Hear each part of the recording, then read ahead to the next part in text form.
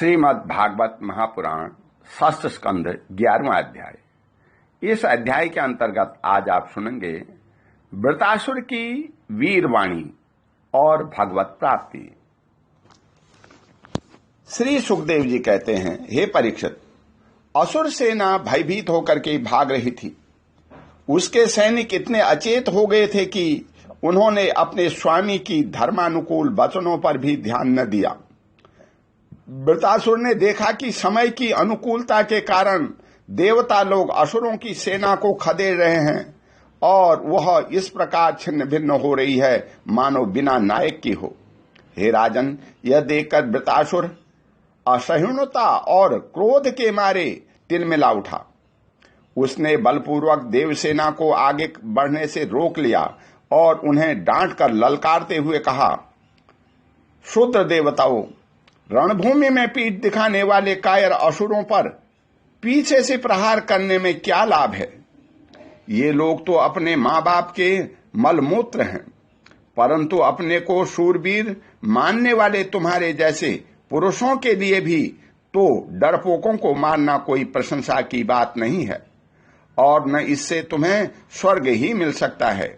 यदि तुम्हारे मन में युद्ध करने की शक्ति और उत्साह है तथा जब जीवित रह करके विषय सुख भोगने की लालसा नहीं है तो क्षण भर मेरे सामने डट जाओ और युद्ध का मजा चख लो। हे परीक्षित, वृत्रासुर बड़ा बली था।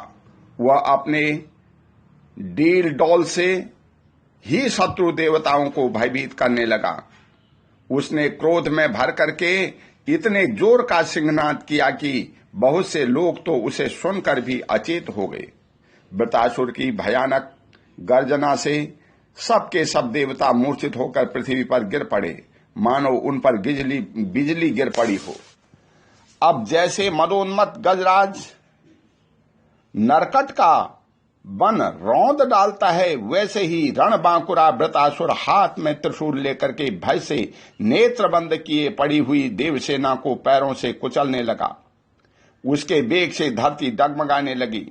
वज्रपाणी देवराज इंद्र उसकी यह करतूत सह न सके।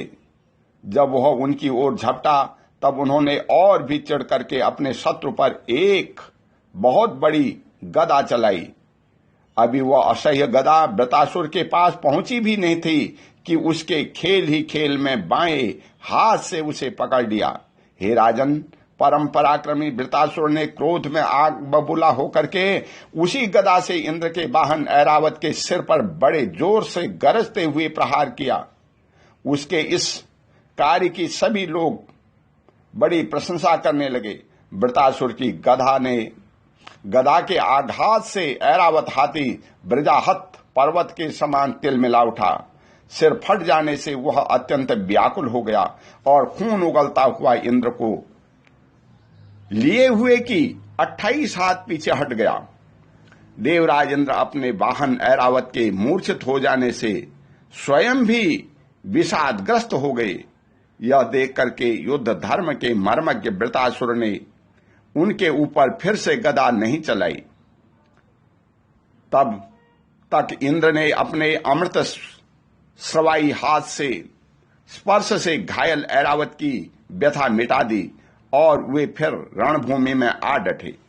हे परीक्षित, जब वृत्रासुर ने देखा कि मेरे भाई विश्वरूप का वध करने वाला शत्रु इंद्र युद्ध के लिए हाथ में वज्र लेकर के फिर सामने आ गया है, तब उसे उनके उस क्रूर पाप कर्म का स्मरण हो आया और वह शोक और मोह से युक्त हो हंसता हुआ उनसे कहने लगा। वृत्रासुर बोला, आज मेरे लिए बड़े सौभाग्य का दिन है कि तुम्हारे जैसा शत्रु, जिसने विश्वरूप के रूप में ब्राह्मण अपने गुरु एवं मेरे भाई की हत्या की है, मेरे सामने खड़ा है। अरे दुष्ट, अब शीघ्र ही शीघ्र मैं तेरे पत्थर के समान कठोर हृदय को अपने शूल से विदीर्ण करके भाई के उऋण होऊंगा। आहा, यह मेरे लिए कैसे आनंद की बात होगी। हे इंद्र, तूने मेरे आत्मवेता और निष्पाप बड़े भाई के, जो ब्राह्मण होने के साथ ही यज्ञ में दीक्षित और तुम्हारा गुरु था, विश्वास दिला करके तलवार से 3 सिर उतार दिए। ठीक वैसे ही जैसे स्वर्गकामी निर्दय मनुष्य यज्ञ में पशुओं का सिर काट डालता है। दया, लज्जा, लक्ष्मी और कीर्ति तुझे छोड़ चुकी है। तूने ऐसे ऐसे नीच कर्म किए हैं जिनकी निंदा मनुष्य की तो बात ही क्या, राक्षस तक करते हैं। आज मेरे त्रिशूल से तेरा शरीर टूक टूक हो जाएगा, बड़े कष्ट से तेरी मृत्यु होगी। तेरे जैसे पापी को आग भी नहीं जलाएगी, तुझे तो गीध नोच नोच कर खाएंगे। ये अज्ञानी देवता तेरे जैसे नीच और क्रूर के अनुयायी बन करके मुझ पर शस्त्रों से प्रहार कर रहे हैं। मैं अपने तीखे त्रिशूल से अपनी गर्दन काट डालूंगा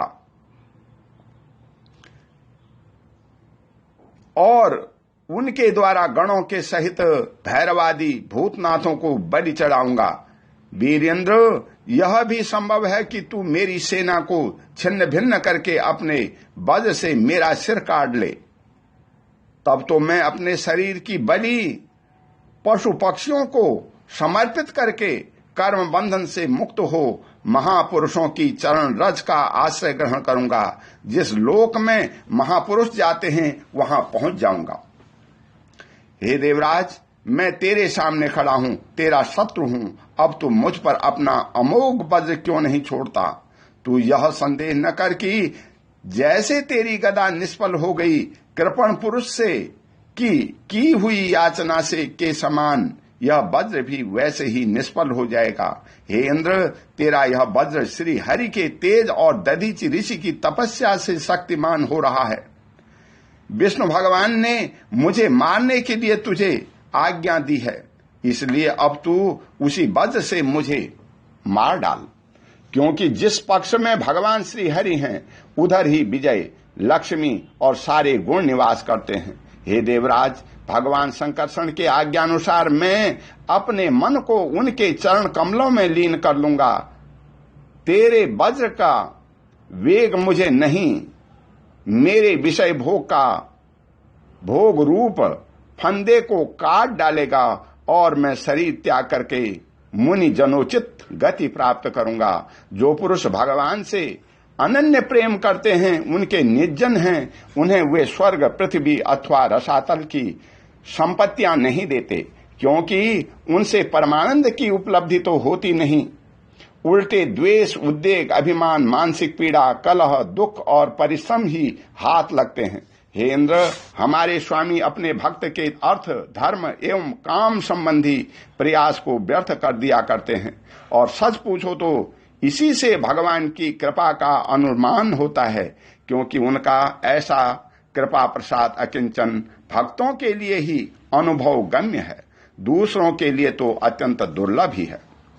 भगवान को प्रत्यक्ष अनुभव करते हुए वृतासुर ने प्रार्थना की, हे प्रभु, आप मुझ पर ऐसी कृपा कीजिए कि अनन्य भाव से आपके चरण कमलों के आश्रित सेवकों की सेवा करने का अवसर मुझे अगले जन्मों में भी प्राप्त हो। हे प्राण वल्लभ, मेरा मन आपके मंगलमय गुणों का स्मरण करता रहे, मेरी वाणी उन्हीं का गान करे और शरीर आपकी सेवा में ही संलग्न रहे। सर्व सौभाग्य निधे, मैं आपको छोड़ करके स्वर्ग, ब्रह्मलोक, भूमंडल का साम्राज्य, रसातल का एक छत्र राज्य, योग की सिद्धियां, यहां तक कि मोक्ष भी नहीं चाहता। जैसे पक्षियों के पंखहीन बच्चे अपनी मां की बाट जोहते रहते हैं, वैसे भूखे बछड़े अपनी मां का दूध पीने के लिए आतुर रहते हैं, और जैसे वियोगिनी पत्नी अपने प्रवासी प्रियतम से मिलने के लिए उत्कंठित रहती है, वैसे ही कमल नयन मेरा मन आपके दर्शनों के लिए छटपटा रहा है।